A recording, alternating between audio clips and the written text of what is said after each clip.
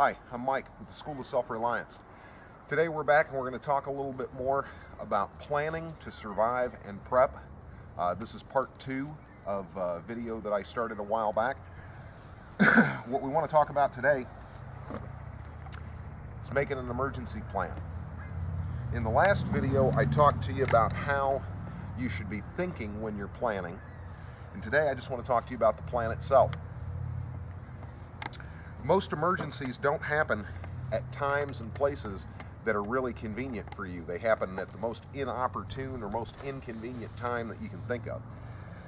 A lot of times you're going to have a situation come up. If it's an all hell breaks loose situation, think about that your family may be separated. Your kids may be at school, they may be away at college, your wife may be at work, you may be at work, you may be separated. You may not be able to get to each other. Think along the lines of how are you going to communicate with each other. If it's an all hell breaks loose, cell phones probably don't work. Landlines might not work. They might be jammed. And if you can't do that, so what do? How do you communicate with each other? Well, you have to have a plan of where to go, where you're going to meet. Are you going to try to get back to your house? Do you have a secondary location that you're all going to try to get to? What happens if that secondary location is blocked? Maybe you should start thinking about having a communications area, a small place that you know is relatively safe, that you couldn't stay long term, but it's a place where you could leave a message for each other to find out what's going on. And you could make small PVC pipe. They make the end caps that go on these and the screw-on adapters that go on. You could put a pencil and a piece of paper, and I recommend a pencil, not a pen, because pens go bad, pencils don't. Just something that you can fit it in there, roll the paper up, stick it in, and you could bury it. Because if your wife, gets to a location that you're not at and doesn't know where you went, or say it's you and they had to leave, they don't know where you went. Well, if there's another location that they could go to where you could leave them a message about where you went, or bury your little message box right there at your secondary location, so that when they get there, if you're not there, they dig it up. They all already know where it's at. It's buried in the ground. They dig it up and they read the message of where you went. So at least you're able to leave communication for somebody, where they can leave it for you. That's one part of planning. The rest of it, remember when you're making your plans where you're going to go, that everybody has to know what you're going to do and how you're going to do it. That means everybody has to be in on the planning. If you're planning to survive or prep and you have multiple people and you're the only one who knows the plan, that is a problem. You're going to have to stop doing that. And I realize that some people's spouses, they don't really get into the idea of prepping or whatever. Some do, some don't. But you're going to have to make those people privy to your plans. You're going to have to make sure that everybody understands it and knows it. And failure to plan is planning to fail. When you're making your plan, I want you to keep a couple rules in mind. And one of them, this is my survival manual, by the way. It's one that I wrote. It's one that's given out in my classes. When you're making your plan, I want you to think about the 7 P's. Previous and proper planning prevents piss poor performance. It does. And you've got to get everybody in on that mindset. Okay? If it's just you, this is going to be an easier task. But if you've got kids and a wife, maybe a little harder. But remember the 7 P's. Previous and proper planning prevents piss poor performance. Think that through. Have a plan, make a plan. Where you're going to go, what you're going to do. Are you bugging in? Are you bugging out? And when you're thinking about that, remember to remain fluid. If you're planning on bugging out and you look out your window and all of your neighbors are throwing stuff into their vehicles, packing stuff on top of their cars, headed out, you have waited too long. If you go down that same path, down the roads, I can promise you're going to encounter traffic jams, roadblocks, people running out of gas, potential violence on the freeways. It's a bad scene. It's something you want to avoid. It's how casualties happen. So stay away from it. Remember, you look out your window and everybody else is already bugging out. You waited too long. You're stuck. You're probably sheltering in place. And bugging in might not be a bad idea. Think it through. If everybody else is already leaving your area, well, your area might be fairly well unpopulated. You might actually be safe there. Remain fluid in your thinking when you're making your plan. If it's a threat like a nuke strike or chemical or something like that, or invasion or whatever, and you do need to bug out and everybody else is already bugging out, whatever way they're taking is the way you don't want to go. So if they're out on the highways, you want to avoid it. Keep that in your planning. And consider county roads. We all have iPhones these days. And these iPhones are wonderful as long as the cell phone signals are up and running. Now, if they're not, there's a lot of other Palm Pilot size technology just like this. And it can be obtained for not a lot of money. You can get an old used Palm Pilot or a cheap tablet. And granted, those devices and these phones are meant to be used as communication devices and search the internet. But they don't have to be. They have a lot of memory space on them. One of the things you can do with your planning is plan in advance. Previous and proper planning prevents piss poor performance. Take a piece of one of these pieces of cheap technology and download county maps on it for your area, and county maps and so on that lead you to your bug out location or to the area that you want to go to. Because if you're in the middle of an emergency, you're not going to be able to stop at a gas station and get a map. And that map's only going to be good for certain areas, and most likely it only covers bigger roads. It doesn't cover too many county roads. Most people, when they bug out or they leave, they take major highways. They take state roads. They don't take county roads. But you don't know every county road in between here and your bug out spot. You should, but one of the things you can do is with a laptop, a Palm Pilot, an iPhone, or a cheap tablet, is you can download literally thousands of county maps on the available space on that piece of technology. And you have a vehicle, you can keep the thing running by charging it in your vehicle if you have a car charger, but you have at your disposal thousands of county maps. Now, a lot of people are going to say, well, okay, Mike, as soon as I have to ditch the vehicle, the battery life is really short on one of those devices, and you're right. And in just 1 second, I'm going to show you what to do about that. This is a solar charger kit. It's available for about $50. It's made by Rothco and distributed by Rothco. It comes with a ton, this is an iPhone adapter, but it comes with a ton of adapters for most common things. Also comes with a USB charger. And this piece can be used as a battery backup. When it's charged and there is no sunlight, when this is totally charged, you can disconnect this from the cell and connect it to your electronic device, and this will charge your battery. There's also another device that I'll show you in a later video that's made by a company, but it's a hand crank charger for iPhones and tablets and so on. But buying a cheap tablet and downloading county maps on it, and getting one of these, you've got the ability to support this in the field, and you can overland navigate. Those maps that show county roads are also going to show you topography of land. They're going to show you rivers and things like that, so you can make a plan on how to get out on foot. And you can take with you the ability to look at maps, the ability to charge your device, and have those maps at your disposal. And a common tablet you might, or even just like a Kindle or something in that memory capacity, those things for a couple $100 are going to give you thousands and thousands of map resources for topography and county roads that are going to get you out of trouble. It's a thought you may not have had, but I've spent an entire lifetime thinking about this, and I've spent hundreds of thousands of dollars on gear, equipment, training, and everything else until I don't think I'm an expert. Not a complete expert. I don't think anybody ever is. I think there's always things you don't know, but I'll tell you, I've spent a lot of time, a lot of effort and money thinking this stuff through. And the maps are a big thing that most people don't think about in their planning, because you have to know where you're going and why you're going, and don't ever just strike out.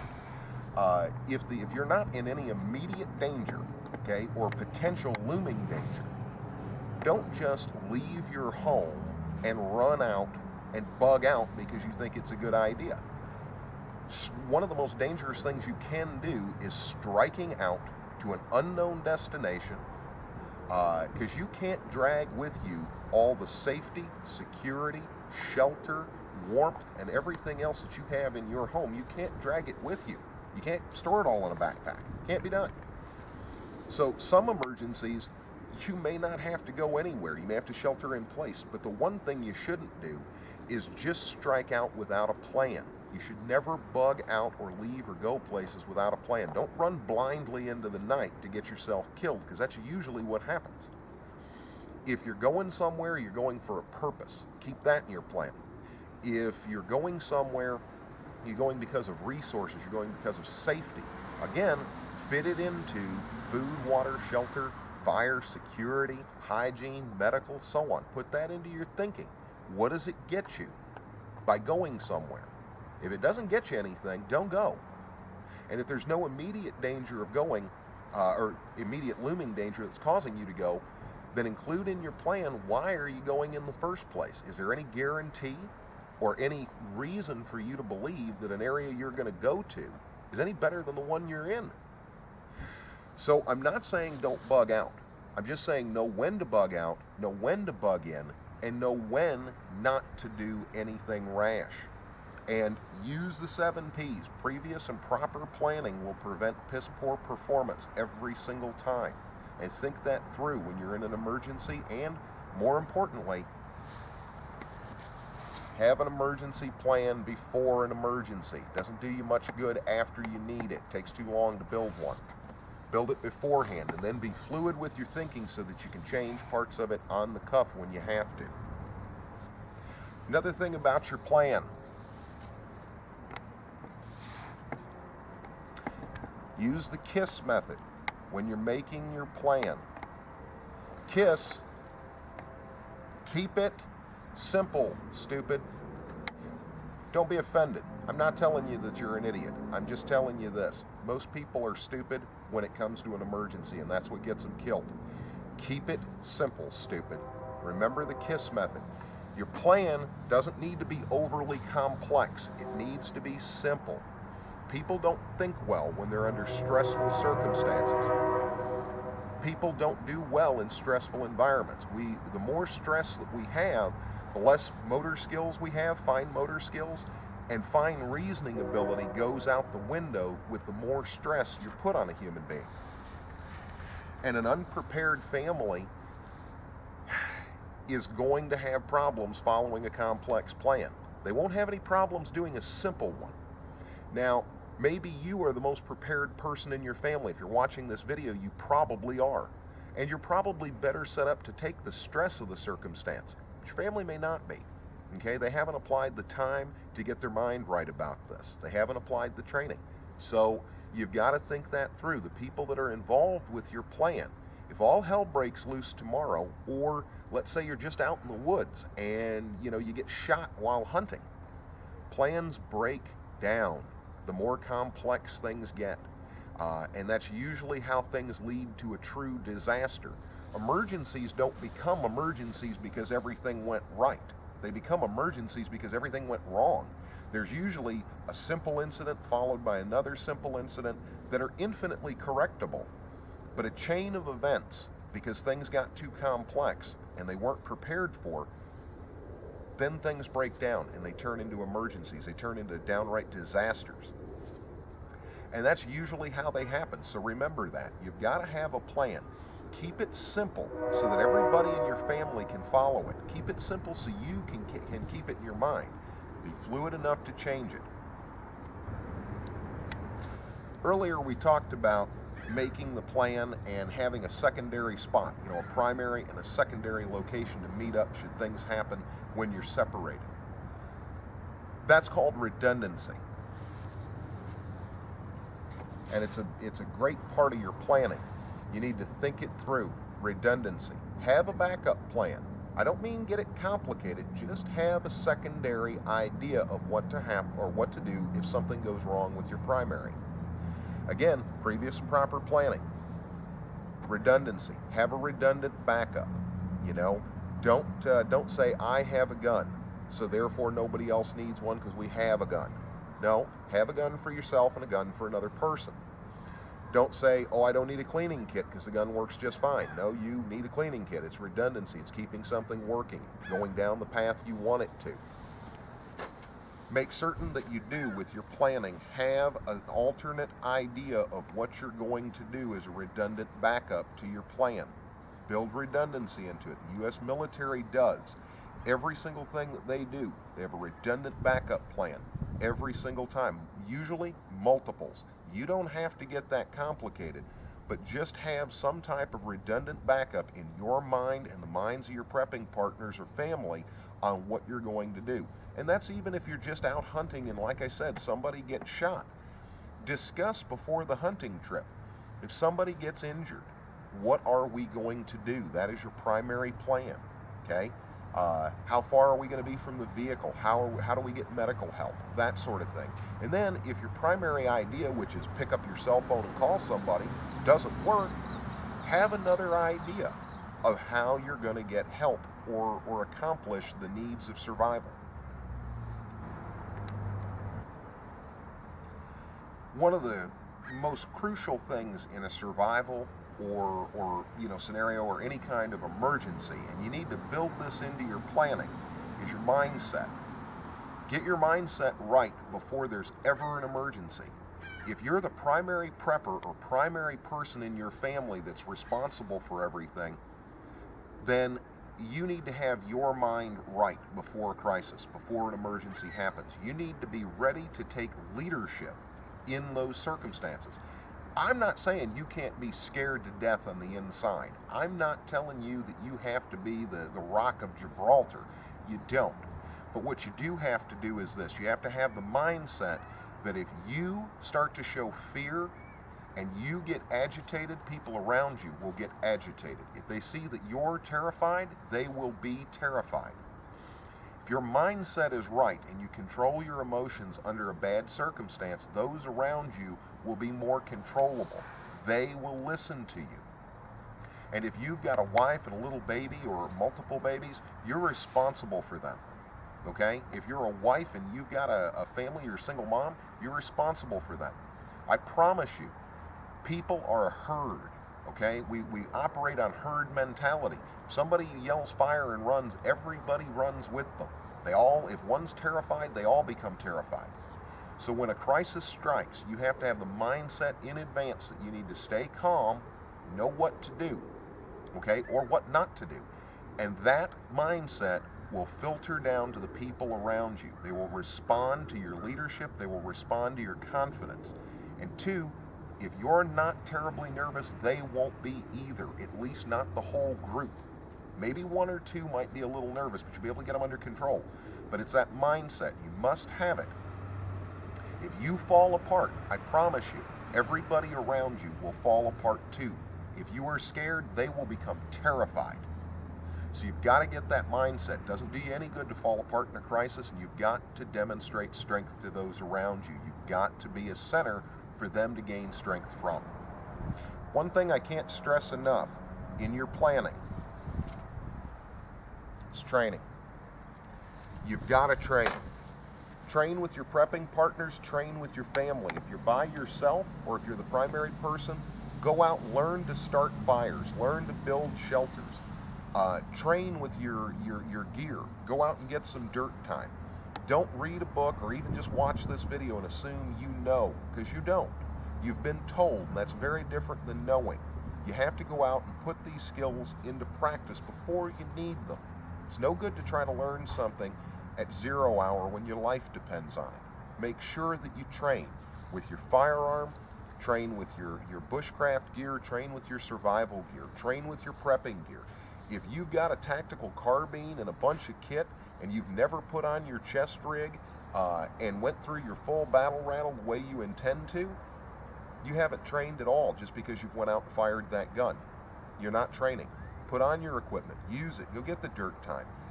It doesn't have to be a military campaign. You can take your family out camping and use the bug out bags, use your prepping gear. Every once in a while at your house, you can practice as though it were an emergency and use some of your prepper goods, some of your freeze-dried food that's getting older and so on. But train. Don't assume you know how to use a compass or that GPS is going to work for you every time. Go out, take it in the field, learn to use it. There's no substitute for training in your planning, because you can have the best plan in the world that somebody else built for you that you think you understand. You haven't trained, you haven't done anything. One of the next things you need to incorporate into your planning is learning to become situationally aware. It goes along with training. You're training yourself to be situationally aware of the things that go on around you. That means during the course of a day, don't let a day go by that you don't listen to a little bit of news sources, something on the TV or radio or just internet, or even just check your phone, with some news updates to see if there's anything major. If there was a large nuclear meltdown, one state away from you, it'd be nice to know that. If Chinese paratroopers had dropped from the sky 50 miles away from you, and you're one of the last guys to know about it, that's probably a bad thing. So learning to be situationally aware. And that goes right down to the small things in your life, like when you come out of the mall, at night, near closing time, and walk out in a dark parking lot with your family. Being situationally aware of what's going on around you will keep you out of trouble. Learning to look behind the bumper of the car before you go and get in so that somebody doesn't come out and pin you into your door. That's how robberies happen. That's how rapes happen. Learning to be situationally aware. Learn it first so that you don't have to learn it the hard way when there's an emergency going on. Be situationally aware. If you're out in the woods and you're hunting, don't just assume that you're alone. That's how a lot of hunters get shot, is assuming that they're alone. That's how emergencies happen. Don't assume things. Become situationally aware. Incorporate it into your training. It will save your life. My last word on this planning is about being armed. Most people buy a gun or some other type of weapon and they assume that they're armed. They're not. It goes back to training. Owning a gun does not make you armed any more than owning a guitar makes you, a rock star. It doesn't. If you don't learn how to use it, and I mean truly learn, if you don't train with the weapon, you're not armed. You're a guy who owns a gun. There's a big difference. Train with it. It goes back to training. Knowing how to use it is going to make you safer in the long run from threats from outside, but it's also going to make you safer around your family. So remember, just because you own a knife doesn't make you armed. Owning a gun doesn't make you armed. You can have a ball bat in your hand. It doesn't make you armed. It just means you have a weapon. But you're not necessarily armed. An armed man is a man who knows how to use the arms that he has and the weapons at hand. So learn how to use them. That goes back to training. And apply that across the board. Think about all these planning strategies that I've talked about. Okay, we've talked about some things to incorporate in your planning and how you're going to build your plan and so on. What I'd like to talk about now is this. Most people, they watch some videos, they read some books, they do one or two things. That's not really prepping. That's not really survival. You really have to know what you're talking about. And if you don't know, that's fine. There's no ignorant question. The only ignorant question is the one that goes unasked. I see guys make fun of guys on forums because they ask questions about things. The guy who needs to be made fun of is the jackass who made fun of the dude asking the question. I don't care if it sounds like a stupid question. If another person doesn't have knowledge of something and they're trying to seek it, then they're an intelligent person. And that's what you need to do when you're thinking about your planning. Don't be afraid to ask. Consider the source. Make sure you're getting good information. But if you don't know, find out. Find out before you need it. Don't take medical training after the emergency happens, when you've got a gunshot wound in front of you and you're trying to deal with it. Take the medical training in advance and look for the knowledge that you need to make your plan. Get that in advance. It's critical for you to make a solid plan, one that you can trust with your life and the life of your family. So think about that. Again, I'm Mike, the School of Self-Reliance. If you like what we do, like us on Facebook, watch our videos, share our videos. Thanks a lot.